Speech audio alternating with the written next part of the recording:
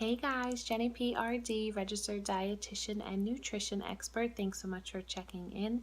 This video is all about Crohn's disease, and I'm going to touch on different nutrients that you may be deficient in a few videos, but this one is going to be all about maintaining a healthy weight and exercise.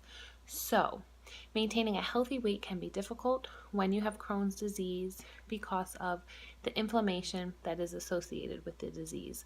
With that, there's nausea, there's diarrhea, and just the lack of appetite that can prevent you from maintaining a healthy weight.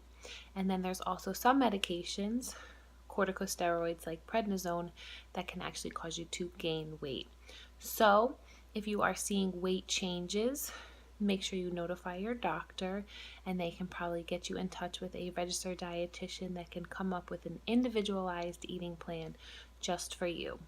Next is exercise. So exercise is important for everybody, but walking or low impact exercises, research has shown that doesn't affect Crohn's disease symptoms.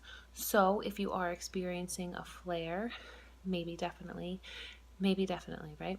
Take it easy until you are feeling better, but just know that exercise is a very good part of everybody's lifestyle. And again, talk with your doctor and they can help you with a specific exercise plan for you. That being said, exercise can maybe increase your appetite, which is awesome. It can also build your bone strength as well as your muscle strength, which tend to be affected by Crohn's disease, and you may be actually able to put on muscle, which will then help you with weight gain. So stay tuned for more videos about different nutrients that you may fall deficient in and foods to eat to hopefully prevent that.